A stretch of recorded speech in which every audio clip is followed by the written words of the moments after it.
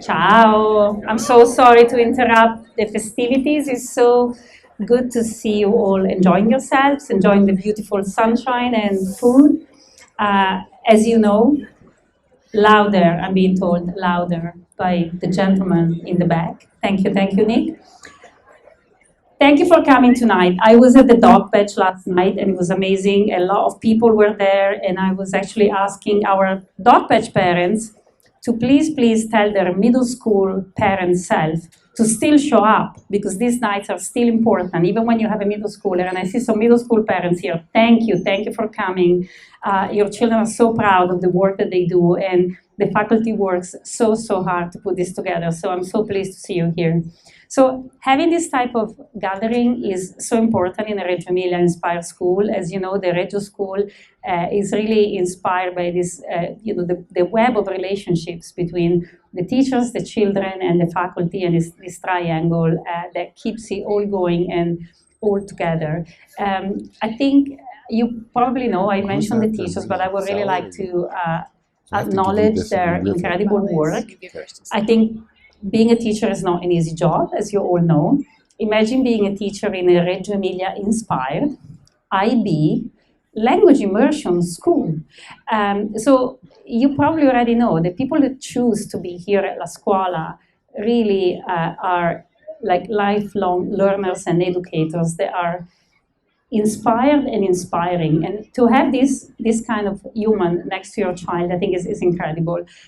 You all know that I also had my children here at La Scuola, and unfortunately they are no longer here, but it's something that they keep with them forever. I think the learning style remains a very La Scuola learning style, and I think they also become very aware of the quality of the teaching that they receive, which sometimes can be a problem, because they'll come back to me and complain. And I think I've shared this before, but thanks to Mr. Launi's rubric, my son for the very first time got in trouble with his English teacher as a junior in high school because he critiqued the rubric that he was given. And so, just beware that they're going to be asking questions like they ask questions now for the entire life.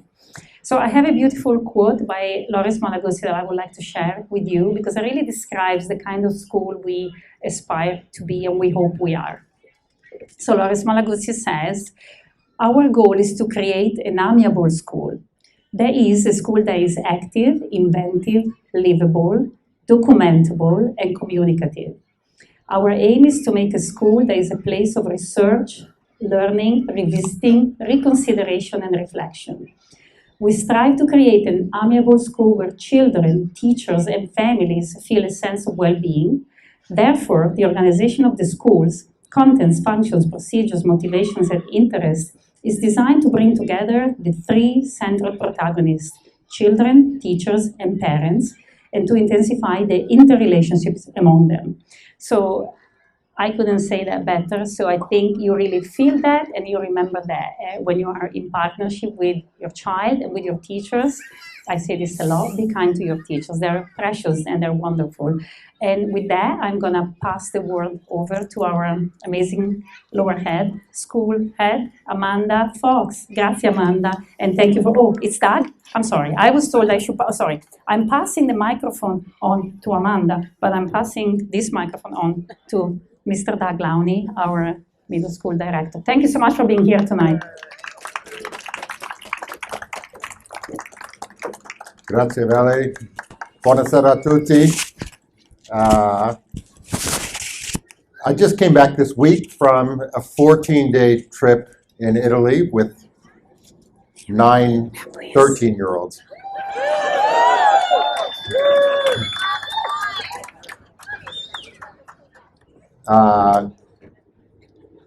It was beautiful, and I'm deeply proud that we finally did that, and I'm feeling it. My task is just to say a couple of things about our IB frameworks, and then I'll pass the mic over. I think on a night like tonight, you're all going to your own children's classrooms, which is the right thing to do. And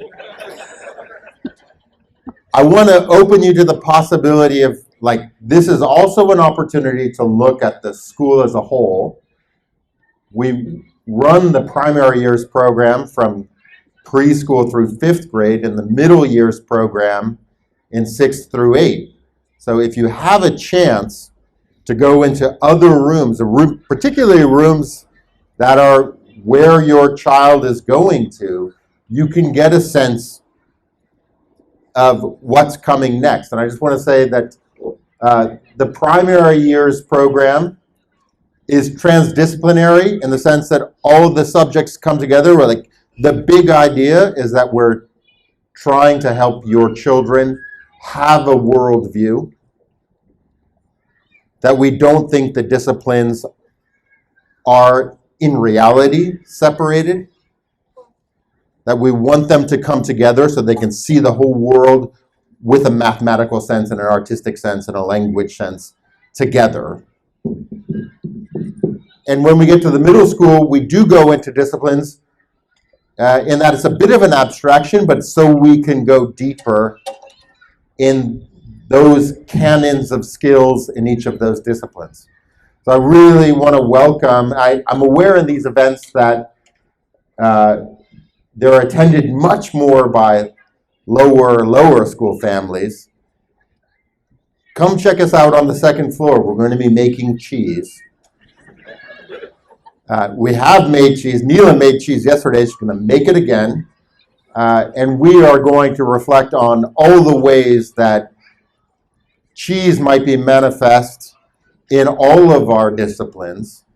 And so that you can see how the inquiry extends from transdisciplinary to disciplinary and interdisciplinary. And you can find out a little bit about an Italy trip if you want to. And I'll just say one thing about, one other thing that unites the primary and middle years program is we have something called the approaches to learning. So we're an inquiry-based school. We're driven by research, as Valentina said in quoting Lawrence Malaguzzi. What we are explicitly teaching, because sometimes we don't know what the outcome is going to be because we're doing inquiry. But what we are explicitly teaching is the learning skills. And in every unit of inquiry, we are identifying 1 or 2 learning skills that we're going to explicitly teach and let kids practice and give them feedback on. And so, for example, in the trip to Italy, we had 2 approaches to learning, and IB is terrible about jargon, so I'm going to join them. We called the approaches to learning ATLs. We had 2 ATLs, and one was, how do you keep a journal? So every student had a travel journal, and we would collect it and give feedback, like, oh, that's a really good idea that you have here, but we don't know where you are or what country you're in, or the person you quoted isn't named. You know, let's build some specifics here. Like later, when you have forgotten all this will be the record. And so there's that formative, ongoing dialogue about this skill, about how do you keep a journal? And the other ATL we had was, how do we help others succeed? And that, which was tremendously important in group travel, when these kids, these 13-year-olds who are together between 8:30 and 3:30, are now together 24 hours a day without their parents and with some teachers in another country. And that was really an ongoing dialogue in the multi-times a day meetings about, well, what are we doing? How are we talking to each other? How are we helping each other? When so-and-so lost that, what could we have done differently? These are real learning skills. This is what unites. This is the driving, the explicit content. I can tell you that I feel very confident the students that came back from Italy know something about ancient Rome to contemporary Italy. And they know artists, and they know writers. But for sure, the main, what I understand from the trip is the main thing was about group dynamics and about how we get along.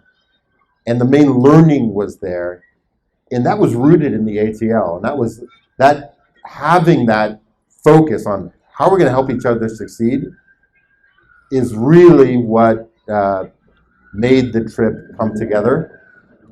And it's not just about that trip, it's about every inquiry we do and every subject at La Scuola. We are choosing an approach to learning, which is a kind of tool in the toolkit to teach and reinforce and practice and give feedback on. So I want you to know about the ATLs. They're important. I'm going to pass it on to Amanda. Yes. All right, thank you, Doug, and buonasera, everyone. Nice to see you. I'm realizing this is the first big gathering where, like, I've been here for a while, and you're not just a sea of unknown faces, but I really get this feeling of community and people that I know now. So it's nice to be here all together this evening. And I want to talk to you just a little bit about math and how we teach and learn math within the framework of inquiry and also Reggio Emilia and how everything is connected. So I'm going to start with a quote from a math textbook, which starts off by saying, "Math is contemptible and vile." Does anybody agree? Don't be embarrassed. I won't judge you. Yeah, see? A lot of us had a really negative experience with math, I think, myself included in my childhood. It's changed a lot since then. But let me tell you about the source of that quote. It was from a math textbook from the 1500s. But what's amazing about it is if you look at that textbook, the curriculum looks exactly like the ones that I think many of you and I experienced as children. It's like, okay, learn how to add, done. All right, now let's subtract. Okay, we're gonna multiply and you're gonna divide. Maybe we'll do some fractions and decimals and that's it, right? So very interesting to think about what is math and why do we learn it? So who was learning math from this textbook, do you think, in sort of Middle Ages, early Renaissance Europe? And since we're not having a discussion, I'll just tell you the answer. This was actually for like the children of business people in Europe. And it was contemptible and vile because it was sort of, that's not what the elite do. They don't do math, right? That's too base and unsophisticated. But the reason I'm telling you this is the purpose of this math was really just to do transactions. It was to do business, which that's an important need, and it still exists now, of course. We can't ignore it. But it was very expressly just for, we got to keep the books, we got to keep track of who bought what, and all of those things. But what's amazing is that somehow math curriculum did not change for hundreds of years, even while the world changed. But I have good news, which is that there's a solution, right? What's the answer? How do we make math not just be this thing that we hand our kids? And there is a Loris Malaguzzi quote that I should have written down, because it was about this very idea that, like, either pedagogy is a research project in which we are finding information and we believe that there are new things to be discovered, or it's basically something that we're just like imposing on our children. And I feel like that's what you see in that type of math. It's like, okay, here's math, it's done, it's finished, right? Just learn it. But that's not true. Math is constantly evolving, mathematical thinking and science, and there are all these new ideas, and we want to develop those in our children as well. So, is the answer Singapore math? I have something to tell you about that too. Okay, but don't be discouraged, because I do want to tell you, there's this woman, Monica Ngoy.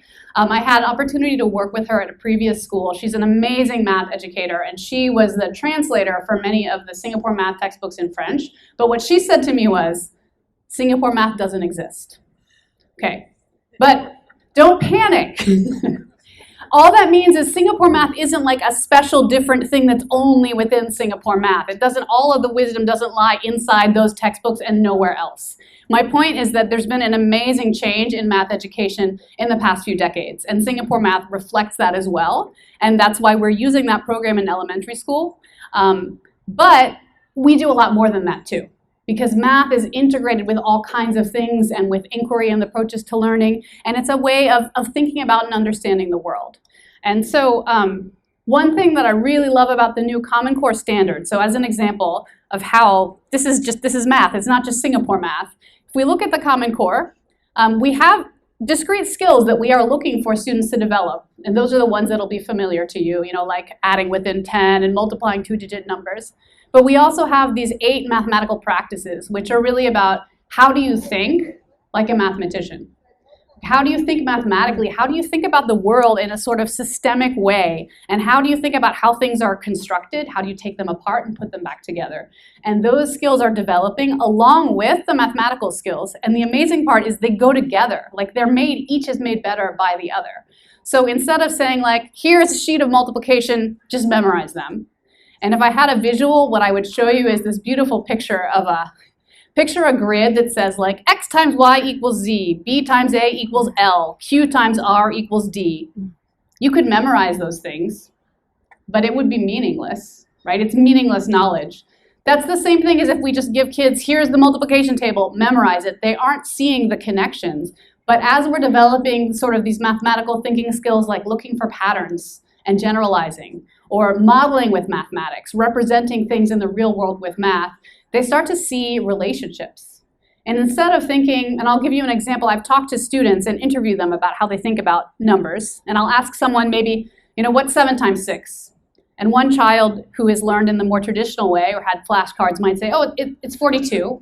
And I'll say, how do you know?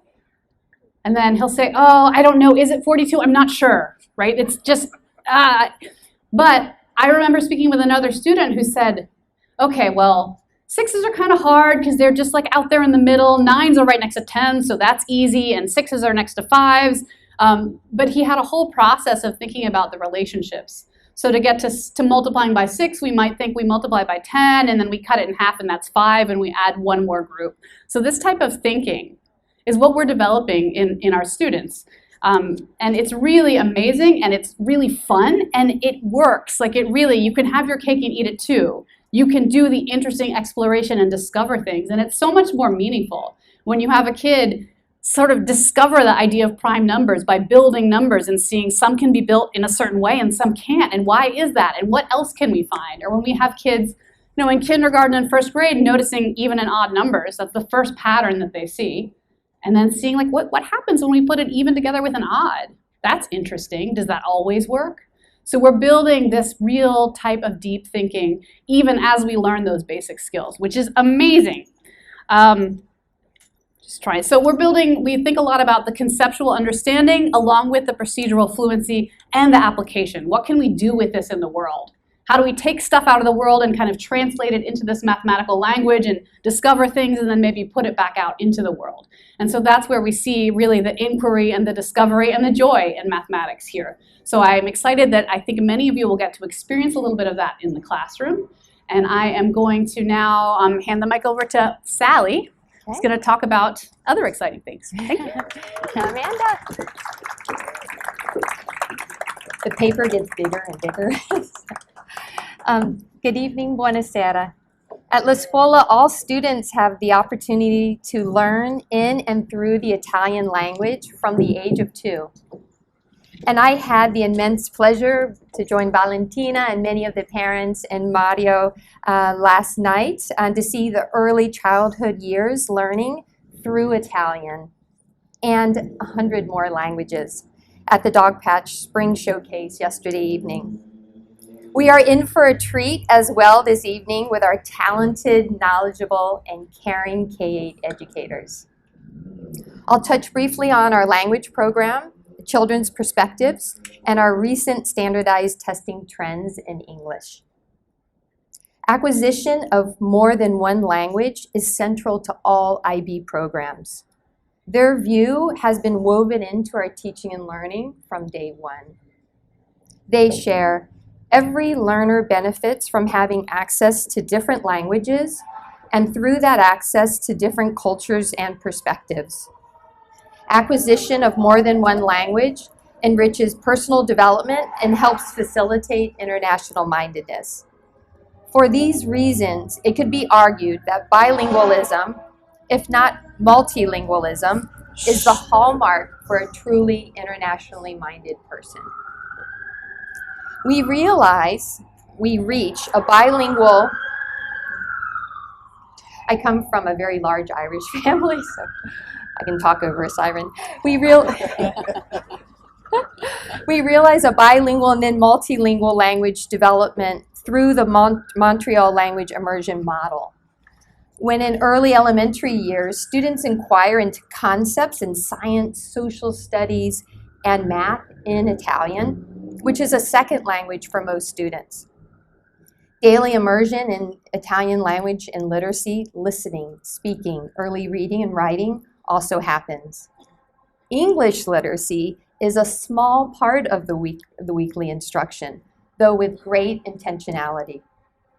Upper elementary homeroom inquiry across subjects is now balanced between Italian and English language instruction, and Spanish is introduced as a third language. Middle school subjects are closer to a 70% English instruction model. There are many unifying factors for language development in Italian, English, and Spanish. And we developed this learning program to celebrate and really leverage those commonalities. So we start with letters, then letter sounds, symbols, then words, sentences, paragraphs, essays, and presentations, just like that. No. In reality, it is a highly methodical process with careful pacing, extensive curriculum, varied reading and writing assessments across the K-8 Italian, English, Spanish language program. And it's this inquiry model with central ideas in global contexts and approaches to learning that promote the students' desire to research, shape their ideas, and to communicate, thus providing ongoing language development and practice. Holding the child at the center of the learning, I was curious to listen to students and how they described their relationships with language at La Scuola. How did they experience multilingual learning? How did knowledge of one language help the development of another? What motivated them? So earlier this week in the afternoon, I headed out to the play yard here and sat down in the lovely shade of the play structure. 2 fourth graders joined in. Then another fourth grader sat down. Then a first grader with a second grader, and 2 more first graders. Within a few minutes, I had an official focus group. So here's a small window into the conversation that we had together in the shade chatting about language. I started in La Scuola's preschool, and from the first day, I listened, and soon I was speaking and started writing in Italian. Well, I could write in Italian before writing in English in elementary school. Why does English need to be so complicated? A 4th grade student learning 5 languages shared, "It's hard to keep track of it all, but I really enjoy it." I have enjoyed learning cursive, and I'm really good at it. So in 1st grade, students are writing lowercase print, uppercase print, and lower and uppercase cursive, as you'll see. In just this small, random focus group, the languages, in addition to Italian, English, and Spanish, that students are learning include Mandarin, Norwegian, Portuguese, Hebrew, and Russian. La Scuola, so how does this fit into standardized testing? Like, how do we do in the world, in the country, when all this rich inquiry and mathematical reasoning and 3 languages, like, how does it kind of show itself? So La Scuola administers standardized testing. So this is a nationwide test, most common for independent schools, called the ERB.